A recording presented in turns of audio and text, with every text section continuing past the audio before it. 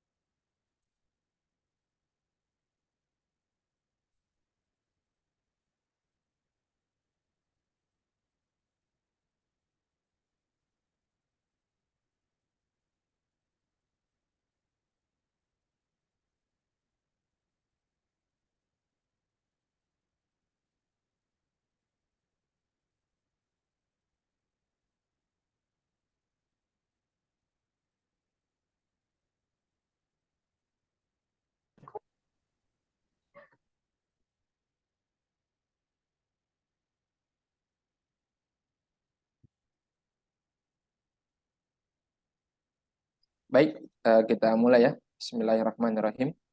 Assalamualaikum warahmatullahi wabarakatuh.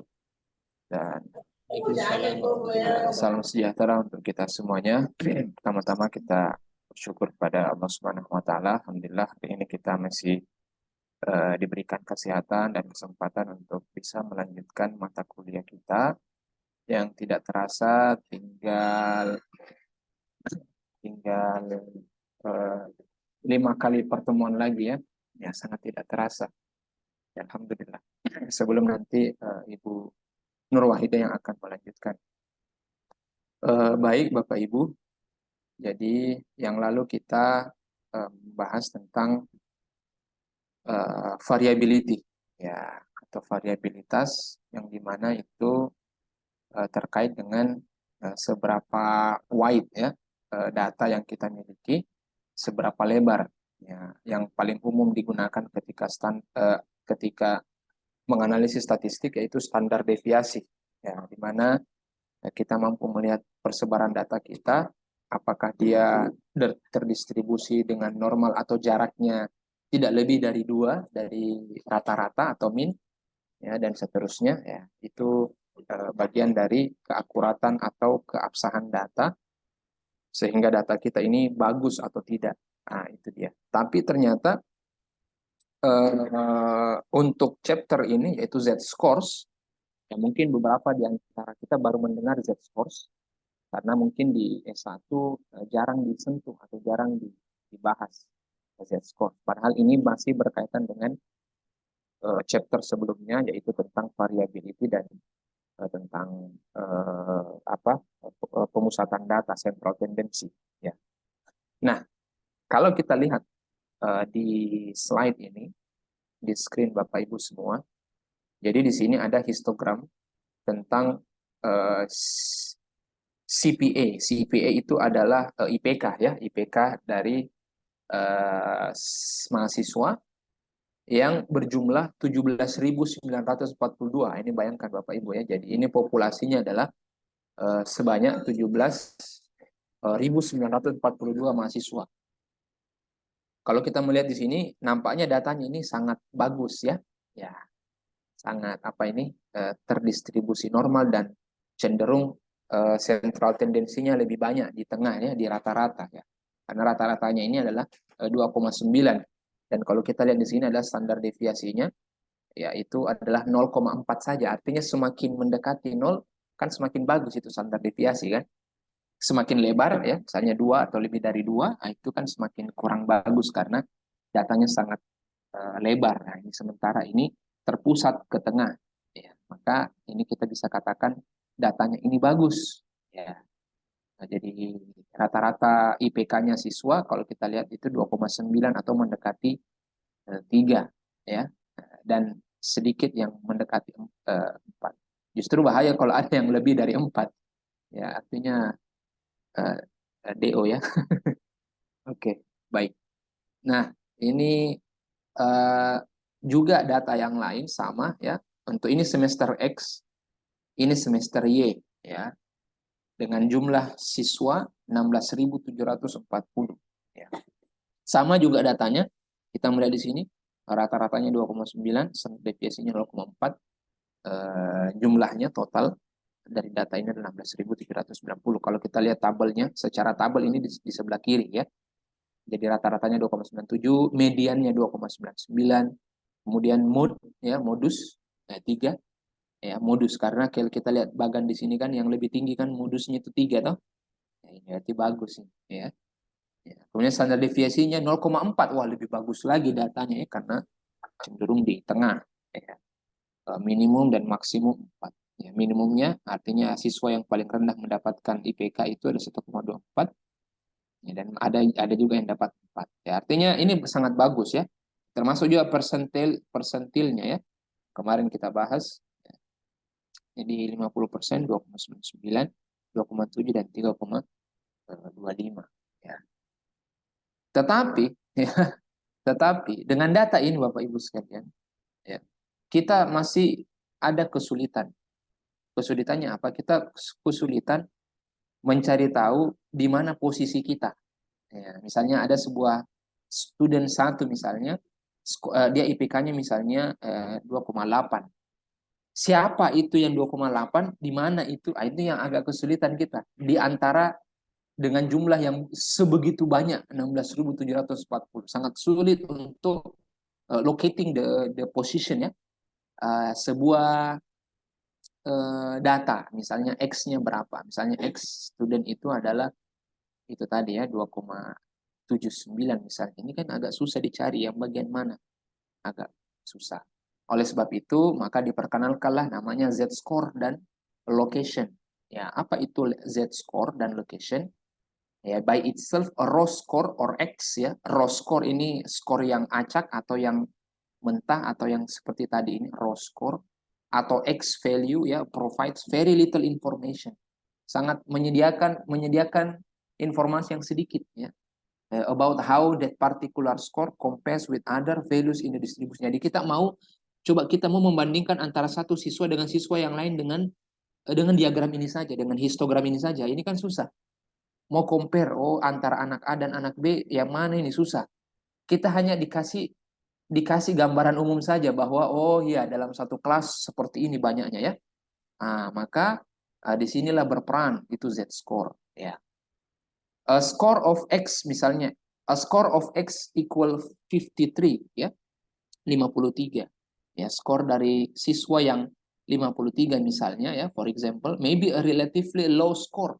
Ya mungkin dia skornya rendah atau dia skornya rata-rata. Jadi kan kita tidak tahu. Ini tidak berkaitan dengan yang di sebelah ya, ini IPK, sementara ini skor tertentu ya, ini kasus yang lain. Jadi dengan angka atau skor misalnya 53, ada satu siswa skornya 53. Kita belum bisa menentukan apakah skor ini rendah atau dia rata-rata kebanyakan siswa atau dia malah extremely high score. Atau dia ini skor yang paling ekstrim, hanya dia saja dapat 53. Semua siswanya 20, 30. Ya, sehingga ini depending on the mean and standard deviation ya for the distribution from which the score was obtained. Ya, jadi depending on the mean. Jadi bergantung rata-rata dan standar deviasi dari distribusi dari sebuah skor yang kita dapatkan. Ya, jadi untuk skor satu individu saja itu 53, belum bisa kita menarik kesimpulan bahwa ini bagus, ya ini rendah, ini rata-rata, ini tidak. Jadi harus kita lihat lagi rata-ratanya berapa, kemudian standar deviasinya berapa dari sebuah distribusi. Kemudian if the raw score is transformed into Z-score, however, the value of the Z-score tells exactly where the score is located relative to all the other scores in the distribution. Ya, jadi dengan skor yang acak tadi itu ya, kita transformasikan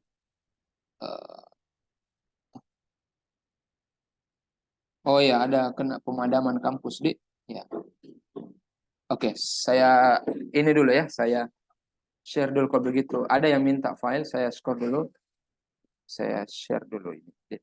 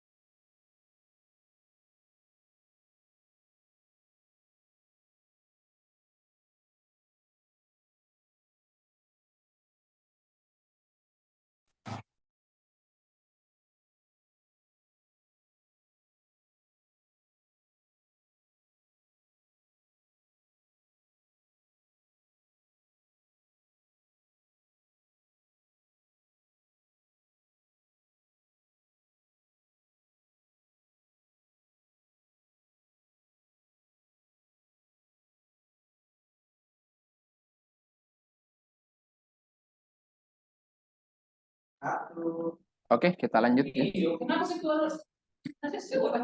Baik, jadi di sini if the raw score is transformed into a Z score, however, the value of the z-score tells exactly where the score is located relative to all the other scores in the distribution. Ya, jadi kalau kita mentransformasikan nilai skor tadi itu ke dalam bentuk z-score, maka kita bisa mengetahui di mana lokasi sebenarnya skor itu. Ya, seperti itu. Ya. Dan pada akhirnya, the purpose of the z-scores is, atau standard scores, is to identify and describe the exact location of each score in a distribution. Jadi tujuan utamanya z-score itu, atau dengan bahasa lainnya adalah standarisasi skor ya, standard score, is to identify, untuk mengidentifikasi dan menjelaskan atau menggambarkan, describe the exact location, di mana lokasi yang tepat, yang pas, yang betul-betul di situ lokasinya, exact location of each score in the distribution. Jadi kalau tadi histogram kita digambarkan hanya secara keseluruhan, sementara kalau z-score kita bisa tahu exactly di mana itu skor yang tadi kalau kita contohnya adalah 53, kita tahu bahwa ini tidak ekstrim, oh ini ekstrim, ini dan seterusnya. Ya. Oke. Nah, ini Bapak Ibu sekalian bisa dilihat di gambar 5.2. Jadi ada dua distribusi, exam score ya, jadi skor ujian dari mahasiswa for both distribution, jadi dari dua diagram ini rata-ratanya sama yaitu 20. Tapi Bapak Ibu lihat perbedaannya ya. Satu standar deviasinya adalah 2, satu 10. Tapi kita bisa lihat skor, misalnya kita mau tahu di mana sih sebenarnya posisi dari skor 26 itu. Ada satu siswa, dia dapat skor 26. Maka dengan dua distribusi ini, kita bisa melihat yang satu ini bisa menjadi ekstrim, karena rata-rata 20 dan paling banyak siswa itu 19, 20, 21.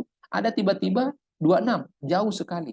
Sementara di distribusi yang kedua, standar deviasinya adalah 10, ternyata dia masih kalah dengan yang lain. Ya, ada yang 28, ada yang 31, ada yang 33. Jadi sampai sini paham Bapak Ibu ya? Jadi ternyata kalau kita transforming ke z-score, nantinya itu bisa akan lebih mudah kita tahu di mana posisi skor siswa tersebut, satu orang itu. Apakah dia menjadi ekstrim atau dia tidak ekstrim. Ya, seperti itu ya. Oke, baik.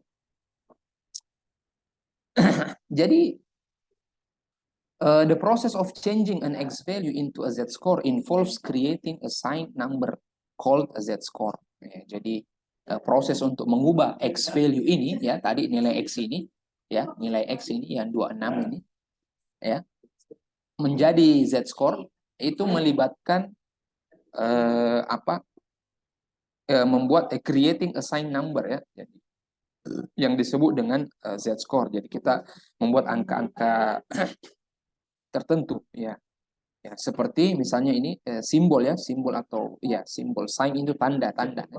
The sign of the Z score plus or minus identifies whether the X value is located above the mean, which is positive, or below the mean ya, negatif. Ya, jadi kalau misalnya setelah kita konversi menjadi Z score, maka dia ada tandanya plus atau minus.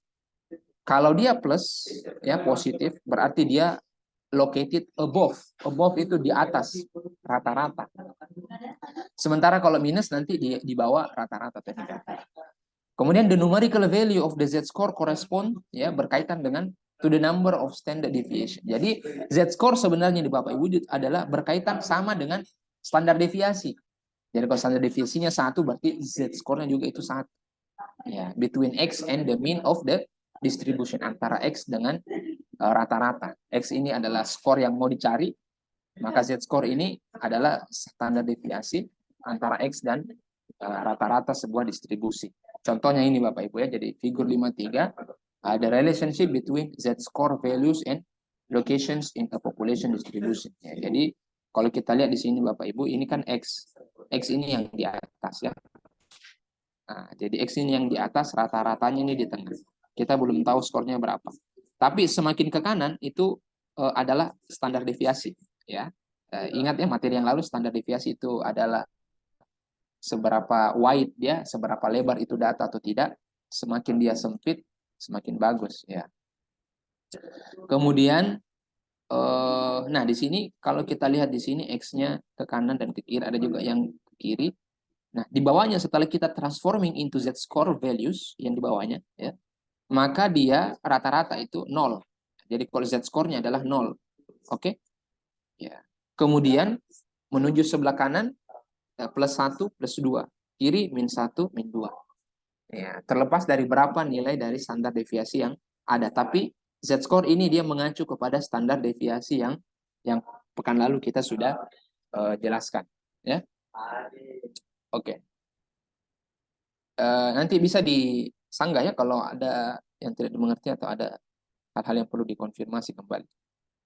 Ya, jadi dengan demikian ya, thus a score that is located 2 standard deviation above the mean will have a score of plus 2. Jadi kalau sebuah skor yang berlokasi di 2 standar deviasinya ya di atas rata-rata, maka dia punya z-score adalah plus 2. Kayak tadi ya. Jadi ini plus 2 di atas rata-rata. Sementara itu ya z-score dengan plus 2 ini selalu mengindikasikan dia lokasinya berada di atas rata-rata dengan 2 standar deviasi. Jadi plus 2 ini maksudnya di sebelah sini Bapak Ibu ya, sebelah kanan positif ya. Ya positif sebelah kanan dan dia mengacu kepada standar deviasi. Ya. Oke, saya kira ini agak mudah. Ya. Nah, bagaimana mentransformasi baik itu menuju atau kembali ya, transforming back and forth between x ya. Bagaimana mentransformasinya between x and z ya. Yaitu the basic z-score definition is usually sufficient ya, cukup ya. Selalu biasanya cukup to complete most z-score transformations. However, yeah, the definition can be written in mathematical notation to create a formula for computing the z-score for any value of x. Jadi basic score ya, definisi basic score biasanya itu cukup untuk menyempurnakan atau menyelesaikan z-score, transformasi z-score ya. Tapi definisi dapat ditulis ya dengan notasi matematika untuk membuat sebuah formula ya untuk menghitung z-score dari sebuah x tertentu ya. Maka dengan menggunakan rumus ini maka kita bisa mendapatkan z-score-nya itu berapa. Nah, dengan rumus z sama dengan x dikurang mu per standard deviation ya. Ya, jadi x ini adalah skor tertentu ya. Kemudian mu itu rata-rata dan ini adalah standar dibagi standar deviasi. Maka dengan z skor dengan z ini kita bisa dapat z-nya. Oke. Saya kira sangat mudah ya, tinggal diingat saja rumusnya. Ini tidak susah ini ya. Ya. Oke, dan juga the terms in the formula can be regrouped ya, bisa dengan cara aljabar. Ketika ada yang bertanya berapa x-nya, kalau kita disuruh cari x-nya tapi diketahui z-score-nya dengan rumus apa, maka dengan rumus ini. Sama dari rumus ini tapi kita pakai secara aljabar. Ya, maka mendapatkan x sama dengan mu ditambah z ya. Jadi z-nya ini semua ini ke bawah tuh. Jadi z ini z dikali standar deviasi ya, kemudian ditambah mu ya. Itu sama dengan x. Gampang gini ya, dengan rumus yang sama aja tadi. Ya. Tinggal lihat pertanyaannya apakah dicari z-nya atau dicari skornya itu berapa. Ya, oke. Nah, ini contohnya Bapak Ibu ya, di gambar 5.6 bagaimana mentransformasikan dari skor x menjadi z. Ya. Nah, di sini ada populasi. Ini tadi simbol untuk populasi Bapak Ibu ya. Kalau mu itu kan populasi. Begini juga standar deviasinya itu seperti ini ya. Ya. Saya agak lupa apa istilahnya ini ya. Seperti itu. Jadi dua ini caranya. Jadi the entire population of score is transformed into z score. The transformation doesn't change the shape ya. Jadi transformasi ini dia tidak mengubah bentuk dari sebuah distribusi. Ya, jadi antara skor x values dengan z values itu dia tidak merubah. Ya, sama bentuknya, sama juga posisinya. Yang membedakan hanya penyederhanaan skor. Ya. But the mean is transformed into value of 0. Jadi mean-nya di sini rata-ratanya adalah 100 dari skor populasi. Setelah dirubah menjadi z score, maka dia berubah menjadi 0. Jadi starting pointnya adalah dari rata-rata. Jadi rata-ratanya itu 0. Oke. Kalau kalau berubah jadi Z score, maka dia menjadi 0.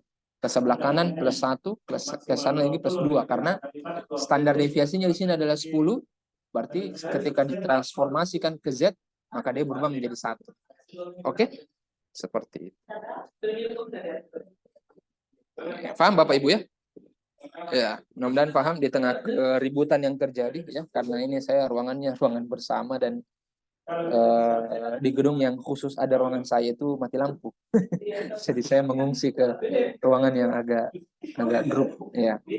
Nah, ini juga gambar 57 ya. Jadi di sini sama dengan yang ini ya, sama juga ya. Ini penggambaran yang lebih mudah. Jadi di sini following a Z-score information transformation, the x-axis is relabeled in Z-score. Jadi dia dilabel ulang.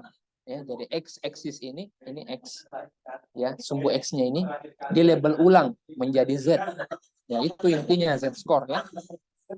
The distance ya, jarak antara the distance that is equivalent to one standard deviation on the x-axis ya. Jadi jaraknya itu sama dengan satu standar deviasi pada x-axis ya. Misalnya standar deviasinya adalah 10 poin dalam contoh tadi, maka dia terkait sama dengan 1 poin on the Z-score scale. Jadi sama ya, 1, 2 begitu. Oke. Oke, jadi in addition to knowing the basic definition of a Z-score and the formula for a Z-score, it is useful to be able to visualize Z-score as location in the distribution. Jadi kadang-kadang untuk mengetahui basic definisi dari Z-score itu dan rumusnya itu lebih mudah mahasiswa itu kita semua untuk memahaminya ketika divisualisasikan itu Z-score ke dalam lokasi dalam sebuah distribusi. Contohnya tadi ini tuh divisualisasi. Ya, maka baru kita paham bahwa oh ya ini maksudnya tadi Z-score ini yang di bawah ya 0 plus 1 plus 2 dengan X-score ya rata-rata 100, skornya ada yang dapat 80, 90, 100, 110, 120 ya. Begitu ya. Gampang ya. Ya. Kemudian remember ya, ingat ya, Z sama dengan 0. Jadi selalu itu dimulai dari 0. Yang dimana 0 ini adalah center. Artinya dia pada rata-rata. Coba kita lihat tadi ini. Ya, ini kan 100 toh. Rata-ratanya 100. Maka ketika ditransformasi ke Z-score, maka dia rata-rata itu menjadi 0. Kalau Z-score. Sementara untuk berubah plus 1 plus 2 bergantung berapa besar standar deviasinya. Ya, begitu ya. And the extreme tails correspond to Z-score of approximately -2 ya, on the left and +2 on the right. Ya. Seperti biasa, seperti garis bilangan ya, ke kanan itu plus dan ke kiri itu adalah minus ya. Setelahnya 0 ya. Oke, sekarang ini mudah. Although ya meskipun ya more extreme Z-score values are possible. Jadi Z-score itu yang ekstrim ya, itu mungkin ya. Most of the distribution is contained between Z -2 dan Z plus 2. Jadi biasanya kalau sudah berubah jadi Z-score itu hanya 2 sampai plus 2 saja. -2 dan +2. Tidak ada yang lebih dari itu ya. Ya. Tidak ada yang sampai 3, 4, 5. Kalau misalnya sampai 5 sampai 10 juga ya itu tidak menyederhanakan juga angka kembali. Kalau begitu berarti tambah susah ya. Ya, jadi ini maksud Z ini untuk memudahkan kita untuk melocate ya, located where is the di mana skor itu. Oke, misalnya ini ya, contoh ya, table 51 ya. Jadi a demonstration of how two individual scores are changed when a distribution is standardized using the data from example 5.10. Jadi di sini adalah menggambarkan bagaimana dua individu ya, skor individu yang dirubah ketika distribusinya itu distandarisasi. Ya. Ya, misalnya di sini ya Maria dan Joe. Ya, original skornya di sini Maria dan Joe rata-ratanya itu 57 dan standar deviasinya adalah 14. Ya, 14 ini Bapak Ibu ya. Kalau 14 itu cukup ini ya, cukup lebar ya. Kalau 14 itu. Ya. Eh, dengan Maria ini kan jadi kan di histogram kan kita hanya ditahu rata-ratanya berapa, standar deviasinya berapa. Nah, sekarang kita mau cari tahu di mana posisinya ini Maria dengan skor adalah 64. Maka setelah kita transforming ke Z score, maka ternyata lokasinya adalah Z-nya adalah 0,5. Ya, kalau 0,5 kan dia tidak terlalu jauh, artinya masih dekat dengan rata-rata. Ya, dekat dengan 0 toh. Ya. Kalau dekat dengan 0 berarti oh bagus dong. Toh? Karena dia mendekati rata-rata. Ya. Ini standard score ya. Ini kalau mu-nya 50, standar deviasinya 10, maka kita bisa kembalikan kembali dari Z-score menjadi skor yang standar, yaitu caranya itu tadi rumusnya untuk mencari X ya dari Z-score, maka skornya adalah 55 begitu. Dan ternyata rata-ratanya 50, oh 55 berarti dekat, hanya selisih 5. Oh sedikit. Artinya bagus. Joe juga begitu ya. Jadi skornya adalah 43. Apakah ini 43 terlalu jauh atau bagaimana? Maka setelah kita berubah menjadi Z score, ternyata minus satu di sebelah kiri. Ya lumayan jauh lah sedikit ya. Lumayan jauh sedikit. Ternyata setelah di standardize skornya 40, berarti jauh dari rata-rata. Begitu ya. Ya, jadi seperti ini permisalannya. Di manakah posisi Joe? Nah, ini ternyata di sini Joe di 40 minus 1. Setelah kita konversi Z score, kemudian kita standardize lagi skornya, ya, maka kita dapatkan 50 dan standar deviasinya 10. Sederhana tuh angkanya tanpa merubah posisi dari angka yang asli, original score ya. Yang rata-ratanya 57. Kemudian kita konversi transformasi menjadi Z score menjadi 0 plus 1 plus 2 min 1 min 2. Setelah itu kita rubah lagi menjadi X ya. Ya, yaitu dapat hasilnya 50, 60, 70, 40, 30. Nah, maka kita locate di mana itu Joe. Nah, Joe ternyata dengan skor 43, ternyata dia 40, min 1 dari standar deviasi. Oh, iya, iya, iya. Berarti di sebelah sini dia. Tuh. Oh, berarti dia ini, selisih 1 dari standar deviasi. Kalau di sini selisih 10. Tuh. 50, 40, berarti selisih 10. Dari rata-rata. Ya, lumayan lah juga ya. Tapi bagian dari rendah ini. Ya. Beda kalau dapat 60, 70 itu berarti tinggi. Ya. Jadi di sini di original ya, ada yang mau bicara? Berarti Pak, untuk Maria posisi berada di antara 50 sampai 60 ya? Iya, betul. Jadi kan Maria 64. 64 itu berarti di sekitar sini ya. Berarti dia antara 50 dan 60. Nah, berarti lebih dekat lagi dari rata-rata. Ya, berarti lebih bagus ya. Walaupun sebenarnya lebih bagus kalau ke kanan. Karena lebih tinggi nilainya. Ya. Kalau kita misalkan ini skor ya. Tapi memang ini skor ujian. Ya. X ya. Oke. Saya kira mudah ya Bapak Ibu. Jadi ini kenapa kita mempelajari Z-score, karena untuk memudahkan kita locating the score. Nah, di mana sebenarnya posisi skor kita, apakah lebih besar dari rata-rata, lebih kecil dari rata-rata, lebih dari rata-rata atau kurang dari rata-rata, atau kita malah ekstrim ya. Kitalah sendiri siswa yang paling tinggi nilainya atau paling rendah nilainya. Oke, baik. Mudah-mudahan sampai di sini mengerti. Kalau terlalu cepat saya punya pembahasan, mohon di chat saja di kolom chat untuk disuruh lebih cepat lagi, Pak. Oke, baik. Kita lanjut ya. Oke. Jadi the fact that Z-scores identify exact locations within a distribution means that the Z-score can be used as descriptive statistics and as inferential statistics. Ya, jadi ketika kita tahu bahwa Z-score itu mampu mengidentifikasi lokasi dari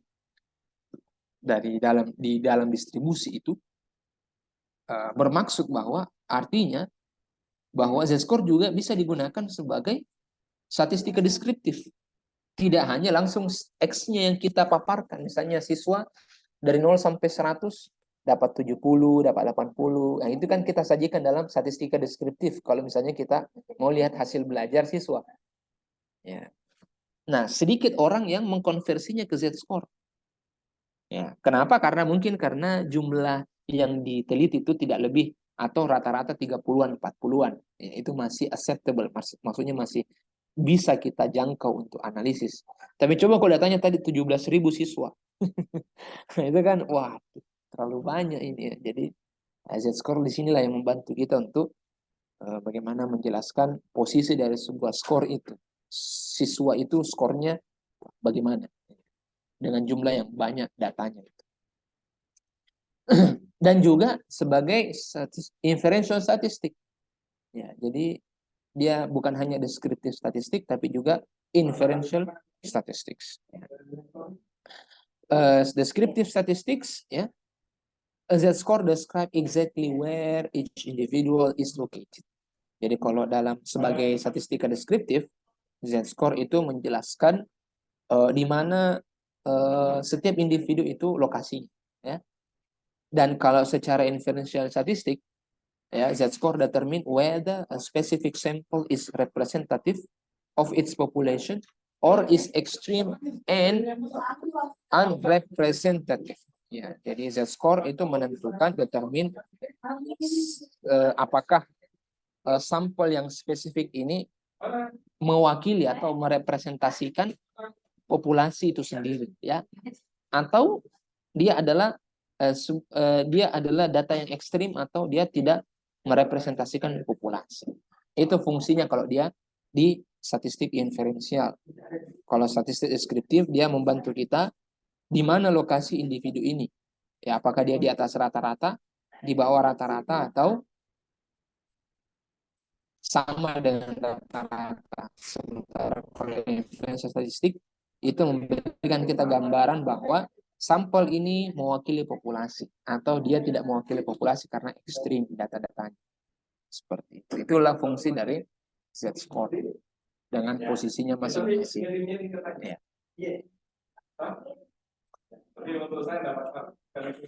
Oke, ini tadi Z-score and locations. Ya, sekarang Z-score as a standardized distribution. Ya, jadi Z-score itu sebagai distribusi standar, ya.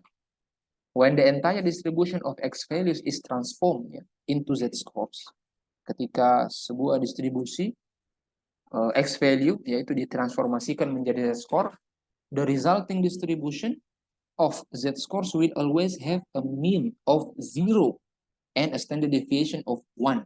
Ketika kita mentransformasikan X value itu menjadi Z-score, maka dia selalu mempunyai rata-rata adalah 0. Karena dimulai dari 0 tadi. Jadi rata-ratanya berapapun, ketika dikonversi menjadi Z-score, maka dia menjadi rata-rata itu menjadi 0. Starting point dari Z-score adalah rata-rata yaitu 0. Dan standar deviasinya berapapun, ketika berubah menjadi Z-score, dia menjadi 1. 1, 2, dan seterusnya. Selisih 1. Ke kanan maupun ke kiri. Ya. The transformation doesn't change the shape. Ya, jadi transformasi itu tadi, perubahan itu dia tidak mengubah bentuk dari sebuah distribusi yang ori. Ya. Doesn't change the shape of the original distribution. And it doesn't change the location. Dan dia juga tidak mengubah posisi, lokasi dari skor X itu tadi. Ya. Setiap individu. Ya. Jadi sama ketika sebelum dan sesudah ditransformasi. Bedanya adalah dengan Z-score membantu kita mengetahui posisi dari sebuah X value tadi. Ya, X score. Itu intinya sebenarnya Z-score. Makanya beberapa pelajaran statistik sebenarnya dia tidak terlalu penting membahas Z-score ini. Ya, tapi kita mengikuti panduan buku, tidak apa-apa kita bahas. Ya. Sebagai wawasan. Nah, ini juga figur 58, contoh transforming distribution of row scores, ya, yang di atas itu menjadi Z-score yang di bawah. Oke. will not change the shape of the distribution. Dia tidak mengubah bentuk dari distribusi. Coba lihat posisinya kan sama. Dan distribusi sebelumnya, diagram-diagram sebelumnya juga sudah diperlihatkan. Jadi the scores will have a mean of 0. Walaupun di sini rata-ratanya adalah 3, standar deviasinya adalah 2 kalau di atas ini, ya. Nah, kalau kita lihat transformasikan ke Z, maka M-nya menjadi 0 selalu ya. Jadi dimulai dari 0, ke kanan adalah plus 0,5, plus 1 ya, plus 1. Kemudian min 1 dan seterusnya. Oke. Sekira mudah ini.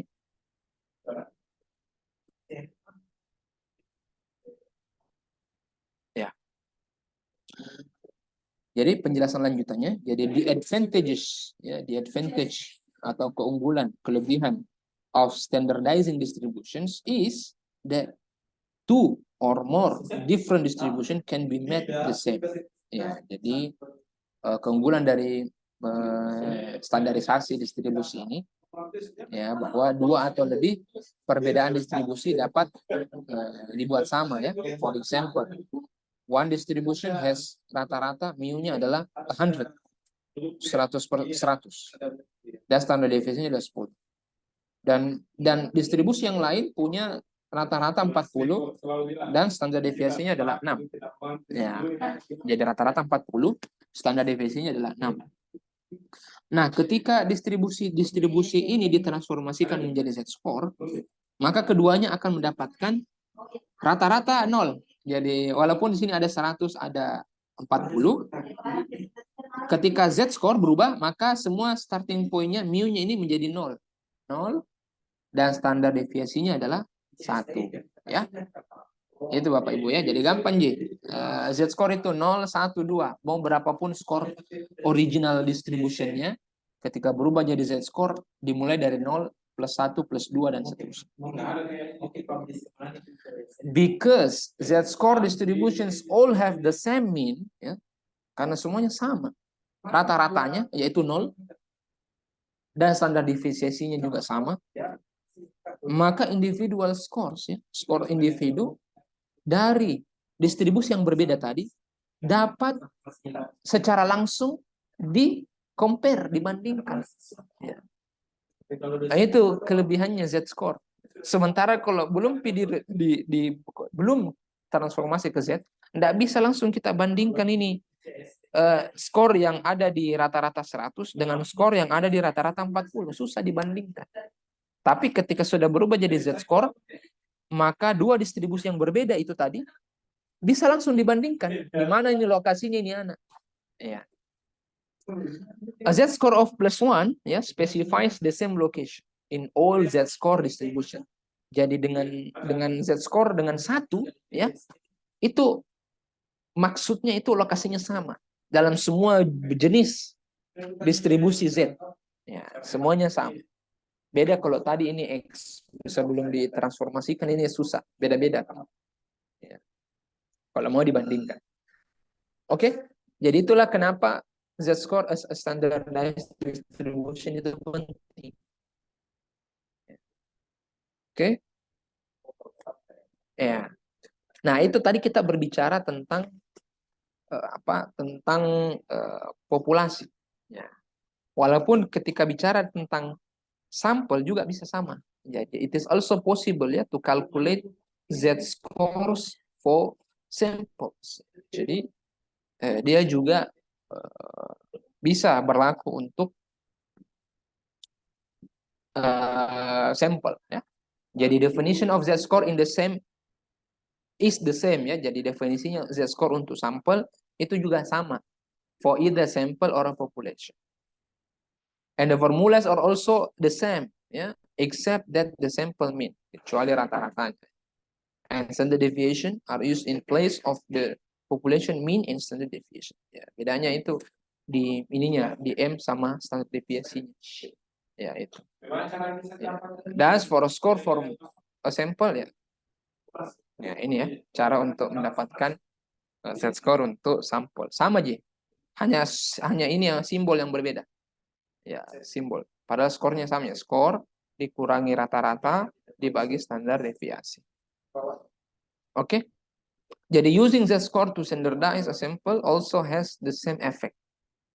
Jadi dengan menggunakan z-score untuk menstandarisasi sebuah sampel juga mempunyai efek yang sama. Seperti menstandarisasi populasi. Jadi sama ya, sampel dan populasi. Specifically the mean ya, rata-rata of the z-score will be 0. Ya, jadi rata-rata untuk z-score akan dinolkan ya, ya, akan menjadi 0 ya kalau rata-rata.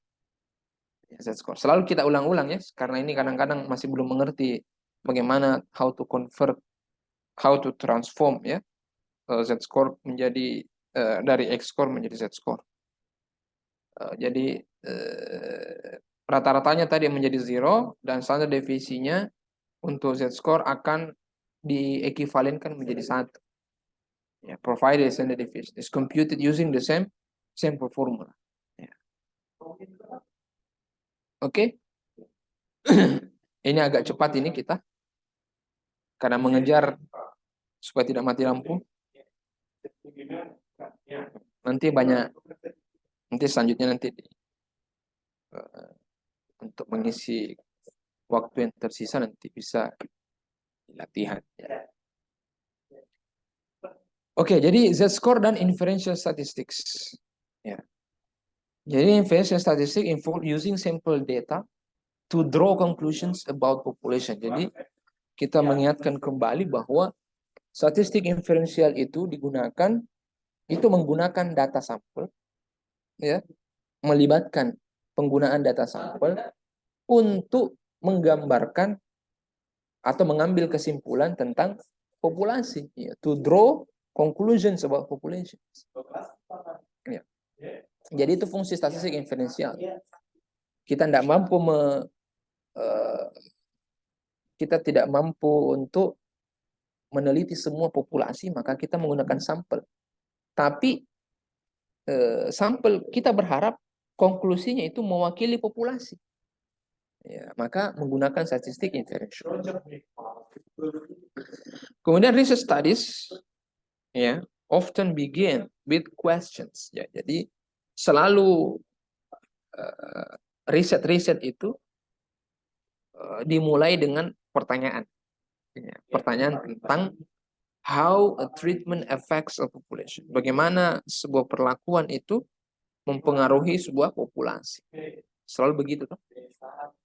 Jadi kalau kita melakukan studi hasil belajar, maka treatment kita itu harus konklusinya bagaimana dia terkait dengan mempengaruhi sebuah sampel atau populasi. Nah, di sini due to practical limitation ya. Jadi karena keterbatasan dalam melakukan penelitian tadi ya, atau practical limitation, researchers ya, peneliti memilih a sample from the population. Jadi karena kita tadi tidak mampu meneliti semua populasi karena terlalu besar, terlalu banyak, kita punya batasan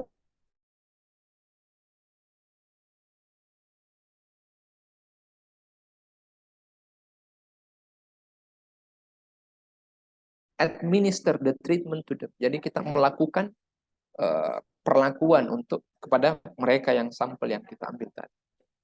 Dan the effect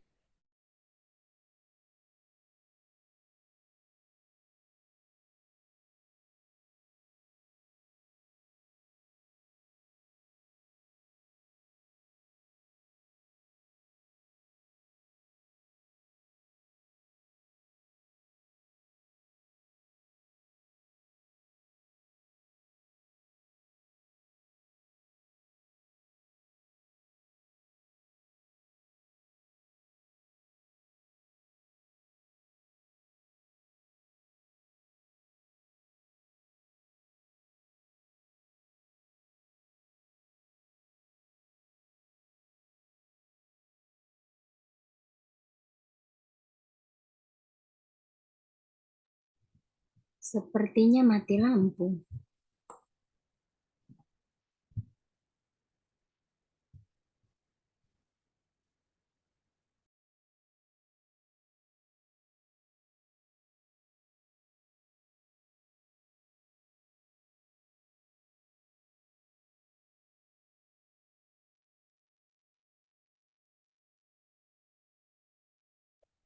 Ya, mohon maaf, ini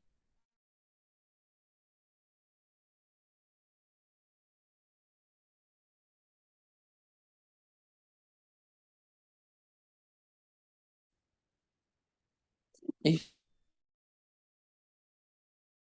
terputus lagi. Apa aja? Kenapa begini unit publikasi?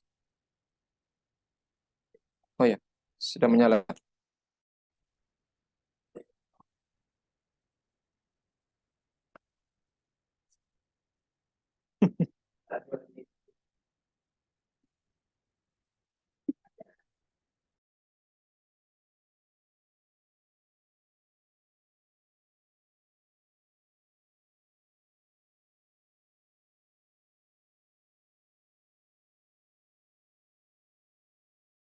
Iya, baik. Bapak Ibu, mohon maaf ini. Eh, ada sedikit gangguan jaringan. Oke, jadi slide-nya sudah mau hampir habis. Dan kita baru masih jam 2, begitu cepat. Ya.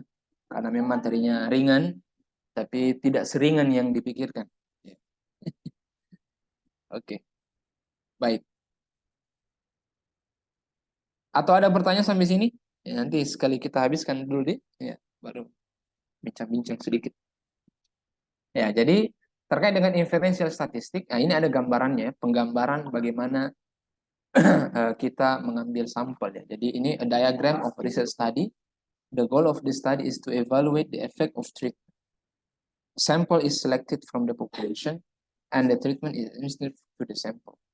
If the treatment, if after treatment the individuals in the sample are noticeably different from individuals in the original population, then we have evidence that the treatment does have an effect. Ya, jadi ini adalah populasi. Kita mau meneliti satu sekolah, satu Makassar ini, siswa SMA di Makassar. Without treatment, belum dikasih perlakuan. Ya. Tapi karena kita terbatas, maka kita mengambil sampel dari populasi ini. Nah, maka inilah sampel. Ini belum ditreatment juga ini karena masih warna biru. Setelah diambil sampel, barulah kita melakukan treatment. Nah, ini warna coklat. Setelah ditreatment, maka keluarlah hasil dari sampel yang sudah ditreatment tadi, ya, treated sample. Nah, begitulah penggambarannya. Dan dari penjelasan di sini, kalau setelah treatment tadi ini yang sampel ini sudah ditreat dan dia punya perbedaan dengan original population, maka itulah maksudnya dia punya efek, Bapak Ibu. Tahu maksudnya ya? Jadi kita kasih pembelajaran dan setelah belajar ternyata lah tambah pintar Ki. Dengan model pembelajaran tertentu misalnya kooperatif atau PBL. Hasilnya ternyata ada perubahan. Maka ketika ada perubahan itu berarti punya efek ya. Berbeda kalau there is no difference. Ya, tidak ada perbedaan antara sebelum dan sesudah treatment. Berarti tidak ada efek dari percobaan atau perlakuan kita terhadap populasi. Itulah fungsinya tadi inferential statistics. Ya. Ini penggambarannya untuk memudahkan kita memvisualisasi bagaimana alur perjalanan penelitian kita nantinya dalam mengambil data. Ya, lanjutannya z-score and inferential statistics. Jadi if the sample shows noticeable differences. Jadi ketika sampel menunjukkan perbedaan ya yang kita notice ya, kita lihat secara sadar ya, differences noticeable, bukan karena perbedaan yang terjadi karena ketidaksengajaan, karena ada juga itu terjadi karena di luar faktor yang kita observasi ya, ada faktor lain yang di luar jangkauan itu, misalnya maturity, waktu atau kematangan dia seiring umur dia bertambah dan semakin mampu berpikir secara rasional. Itu kan dengan tanpa treatment kita ya, karena dia bertumbuh maka daya pikirnya semakin bagus. Itu kan di luar dari kita punya treatment. Nah, itu kan hal-hal yang tidak noticeable. Nah, tapi ini noticeable differences. Ada perbedaan yang memang betul-betul kita observasi dan ya saya tahu bahwa itu terjadi perubahan. Dari populasi, maka it suggests that the treatment had an effect. Jadi ketika ada perbedaan, maka treatment yang kita lakukan mempunyai efek. Ya. Jadi dari tidak ada treatment, pas kita kasih treatment, ada perubahan, berarti ada efek. Ya. Conversely, ya, dengan hal yang sama, if the sample doesn't significantly differ, jika sampel itu tidak signifikan berbeda from the population, ya, yang populasinya tadi tidak dikasih treatment, pas di sampel dikasih treatment, tidak ada juga perbedaannya, maka it implies the treatment had no effect. Ya, tidak ada efek. Kalau tidak ada efek, ya berarti kalau bertemu dengan pembimbing atau penguji disuruh diulang. Yang apa yang bekerja? Ya begitu ya. Tapi kalau kita bisa memberikan argumen dengan rasional, kenapa tidak ada perubahan? Kenapa bisa tidak ada efek padahal Anda telah melakukan treatment? Kalau argumennya rasional dan masuk akal, bisa saja diterima bahwa memang tidak ada efek. Apalagi kalau percobaannya cuma 1 bulan, bagaimana bisa ada perubahan dengan 1 bulan pertemuan? Ya, sangat sulit rasanya ya. Minimal ya 4-6 bulan. Makanya penelitian 4-6 bulan. Tapi kadang-kadang karena kita melihat waktu yang terbatas, jadi 2 bulan saja. Ya, hanya berapa kali pertemuan? 8 ya. Dikurangi dengan ujian pretest dan posttest, berarti dikurangi 2, berarti tinggal 6. Hanya dalam 6 pertemuan kita menyimpulkan significantly different. Wah, terdapat perbedaan yang signifikan, apalagi kalau kita pakai very, ya, very significant different. Wah, ini sangat melangit ya kesimpulannya. Akhirnya orang curiga kenapa bisa sangat signifikan sementara treatmentnya hanya 6 kali. Kecuali kita hanya bilang there is a difference, itu berarti boleh lah. Tapi kalau kita mengatakan signifikan, apa yang signifikan? Tolong dijelaskan maksud signifikan perbedaan itu apa? Yang dari 0 menjadi 100 itu kan signifikan. Ya. Tapi kalau yang dari 70 menjadi 80 ya berbeda lah. Begitu. Kemudian Z-score are used to determine whether a sample is noticeably different. Jadi Z-score digunakan untuk menentukan apakah sampel itu noticeable different. Ya. Misalnya ya, Z-score near 0. Jadi misalnya Z-score-nya itu mendekati 0. Ya, itu mengindikasikan ya typicality, while an extreme Z-score itu mengindikasikan dia dekat dengan rata-rata ya. Itu. While an extreme Z-score ya, extreme Z-score itu seperti beyond ya, di luar dari 1 atau 2. Itu kan ekstrim tuh. Ya. Suggest being noticeably different. Ini maksudnya. Jadi kalau misalnya semua siswa kita yang awalnya itu adalah di rata-rata atau di 0, setelah kita kasih treatment ternyata beyond 2, rata-rata di luar dari 2. Ada yang di 2,5, 2,4. Banyak di situ, mayoritas di situ. Maka kita bisa mengatakan itu berbeda. Artinya terjadi perubahan yang signifikan. Ya, noticeably different. Dan bagus karena positif. Yang bahaya kalau minus 2. Waduh, berarti tambah tidak belajar ya. Apa penyebabnya? Mungkin jarang masuk, sakit. Nah, ini yang begini-begini ini bisa diterima alasannya, tapi tidak perlu dimasukkan dalam data kita. Cukup di-delete saja. Ya, tidak usah dipakai datanya karena tidak masuk dalam penelitian kita yang jarang masuk. Ya, begitu. Jadi researchers can use extreme score to conclude whether the treatment caused a change in the individual study. Jadi dengan Z-score ini ya kita menggunakan Z-score ekstrim ini untuk menyimpulkan ya apakah treatment kita ini menyebabkan perubahan atau tidak. Ya, itu dalam sebuah studi ya yang kita lakukan. Nah, itu ya. Nah, ini contoh gambarnya ya, jadi 511 distribution of weights for the population of adult rats ya. Jadi ini adalah distribusi berat ya dari sebuah populasi tikus dewasa ya. Note that individuals with Z-score near 0 are typically or representative. Jadi kalau dia di sini kalau kita lihat rata-ratanya kan 400 beratnya ini tikus ini. Ketika dirubah menjadi Z, ya, maka dia menjadi 0. Ya. Maka di sini dikatakan ya Z score yang jadi skor yang dekat dengan 0 ini ya adalah representatif. Merepresentasikan populasi tuh. Ini yang banyak ini populasi. Paham ini ya? Dan populasi ini belum di-treat. Ini non-treated rats. Jadi belum di-treatment di sini populasinya. Maka karena belum di-treatment, berarti kalau setelah kita treat ternyata masih di 0 atau di bawah 1, berarti tidak ada perubahan. Tidak ada perubahan sama dengan populasi. Itu maksudnya Z-score ini membantu kita untuk mengetahui ada tidak perubahan yang terjadi setelah kita melakukan penelitian atau treatment kepada rat ini. Ya. Kalau ternyata di bawah 1, ya di area-area sini misalnya dekat-dekat dengan 0, berarti tidak ada perbedaan dengan populasi. Paham ya? Tapi kalau setelah kita melakukan treatment, ternyata terjadi perubahan yang beda. Misalnya dia di atasnya beyond 2. Nih, di atas 2. Tuh. 2 kan di sini, berarti bagus tuh. Bagus, berarti bertambah beratnya. Ini maksud saya begitu. Dan di sini ada X-nya 450. Ya, di sini 418. Rata-ratanya 400. Maka 450 berarti dia beyond plus 2 ya. Ya, maka kita mengatakan wah, data saya bagus karena treatment saya berhasil karena mampu menggemukkan tikus misalnya. Ya. Berarti di sebelah sini, di sebelah kanan.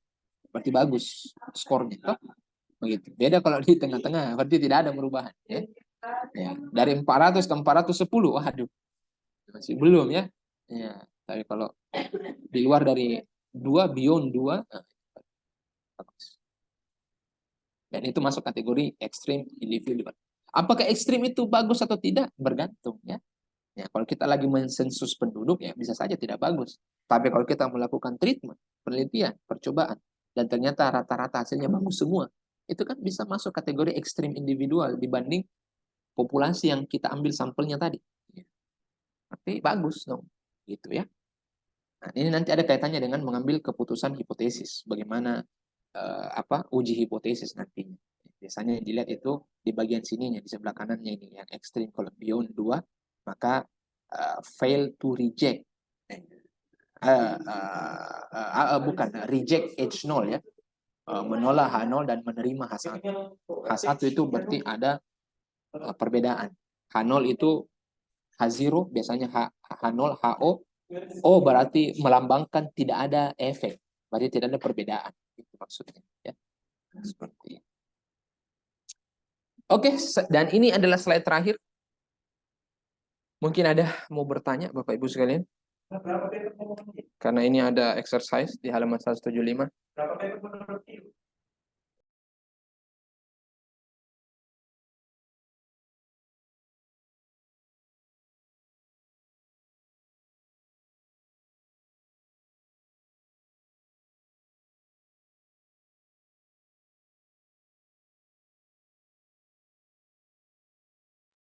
Oke, ada yang mau bertanya Bapak Ibu sekalian? Kalau tidak ada, Coba di slide sebelumnya, Pak. Yang ya slide sebelumnya.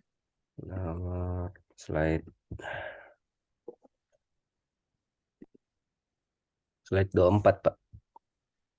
24. Gimana itu dong? Oh ya, yang ini dong.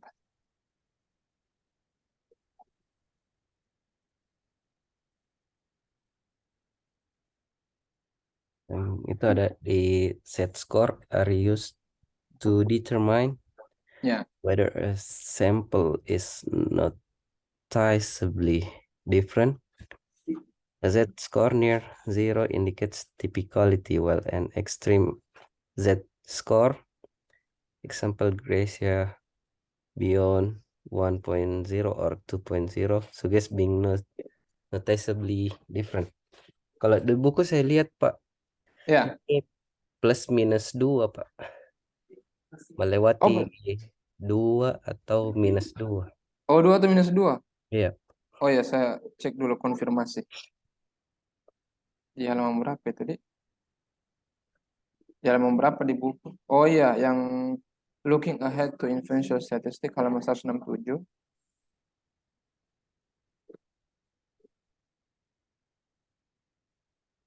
With extreme score beyond 2 atau min 2 for example. Ya. Ya, 2 atau min 2 itu masuk kategori ekstrim. Ya.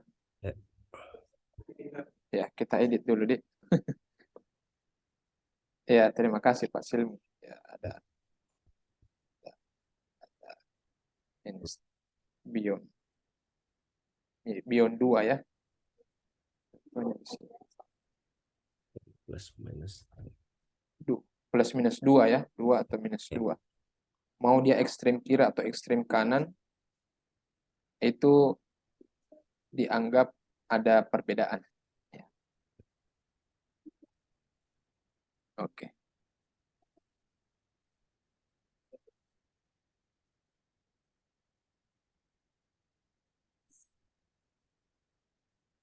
Fiddle with an extreme z-score beyond plus 2 or minus 2, for example, would be considered disably different from most of the individuals in the population. Ya. Nah, itu. Ya. Oke, ya jadi kalau dia di atas 2, baik itu plus ataupun minus, ya kita bisa asumsikan dia ekstrim ya. Ekstrim artinya bisa jadi bagus, bisa jadi tidak begitu. Tapi kalau ekstrimnya adalah minus 2, berarti sebenarnya tidak bagus ya. Ya, beyond minus 2 karena semakin rendah atau bergantung proyeknya ini. Misalnya nih konteksnya adalah pengurusan, kita mau menguruskan tikus misalnya, karena kalau terlalu gemuk berarti dia banyak makan di rumah kita. Maka ya dengan beyond minus 2 berarti bagus dong gitu ya. Sedikit makan. Ya, bergantung Ya. research question dan the purpose, the aim of the research ya. Oke. Telah menyebabkan perubahan kalau di sini. Has caused Ya. change. Oke. Oke. Ada di chat ini. Apa yang membedakan dari rumus z-score yang pertama dan sama yang terakhir, Pak? Simbolnya saja. Simbol. Satu untuk populasi atau sampel. Adapun yang kedua itu yang untuk mencari X. Ya, untuk mencari X itu diambil dari rumusnya z-score pakai cara aljabar. Yang ini toh. Ya, ini untuk populasi, simbolnya sama, X-nya sama, simbol yang membedakan, rata-ratanya juga. Ini mu rata-rata untuk populasi dan ini standar deviasi untuk populasi. Sigma kecil itu, Pak. Ya, sigma kecil, Dik. Ya. Kalau yang ini untuk mencari X. Dari mana ini rumusnya? Ini dari atas gini. Ini perkalian ini Z. Kalau kedua ruas dibagi dengan Z, maka di sini atau Z-nya, kemudian dijumlah dengan mu, maka hasilnya X sama dengan ini. Ya, bahasa sederhananya kasih pindah ruas, kita pindah begitu bahasa aljabar. Ya. Adapun yang dibawa rumusnya tadi itu untuk sampel. Yang ini sama aja. Ini M besar ini adalah rata-rata untuk sampel. Dan S kecil ini standar deviasi untuk sampel. Ya.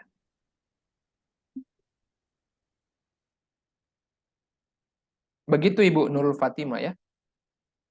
Dan bagaimana penggunaannya Pak? Oh, ya penggunaannya bisa dicoba di latihan ini. Ya, di nomor 10 dan nomor 11. Ya. Itu langsung bisa diuji coba. Ini gampang sekali ini kalau anak matematika karena kasih masuk apa yang diketahui, apa yang ditanyakan, kasih masuk di rumus begitu. Tapi kita di statistik tidak sesimpel itu. Kita lebih memaknai angka-angka yang ada dalam statistik. Ya. Begitu. Oke. Kalau tidak ada bisa dimulai latihannya sambil dibawa pulang ke rumah. Pengumpulannya nanti sebelum hari Selasa, dari hari Senin sampai jam 23 59,999. Jadi limit mendekati 00.00. Ya. Linknya nanti saya coba kirim. Link pengumpulan seperti biasa. Ada lagi yang mau ditanyakan, Bapak Ibu, atau ada yang perlu diluruskan? Atau sudah memahami? Biasanya untuk lebih paham dengan melakukan kegiatan aktivitas exercise.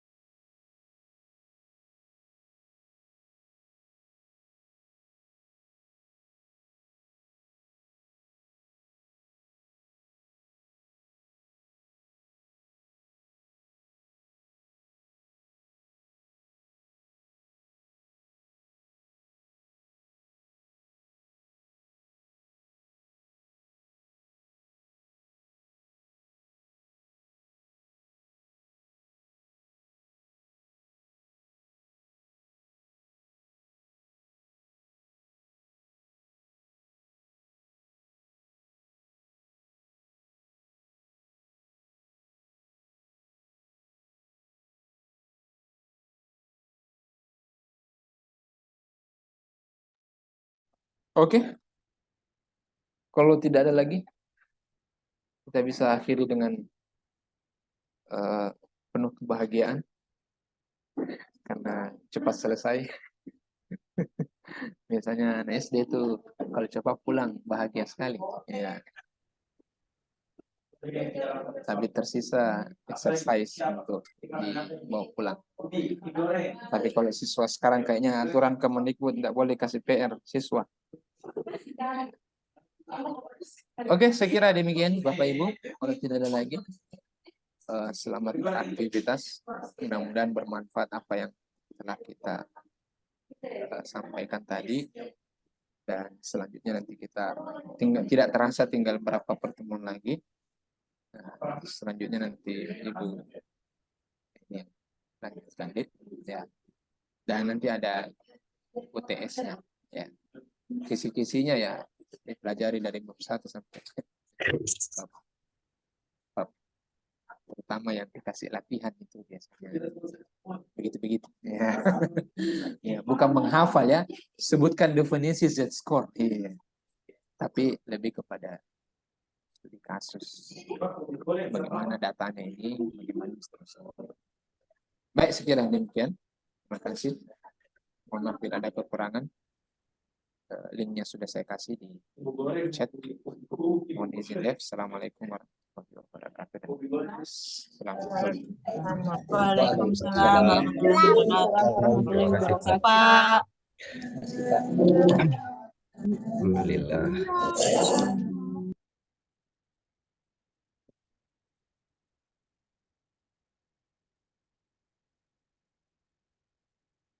Ada lagi PR, teman-teman. Aduh, PR lagi, PR lagi. Oleh-oleh. Oleh-oleh. Masya Allah. Baru lagi ada PR setelah dilakukan.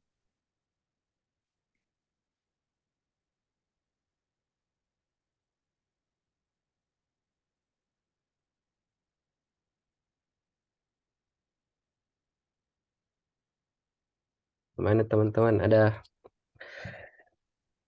kesulitan atau apa yang disampaikan?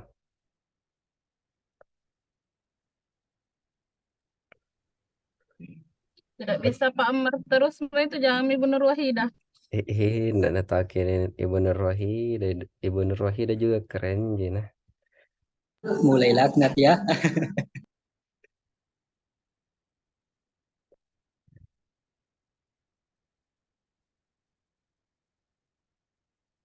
Oke. Oke, mungkin di end saja teman-teman ya.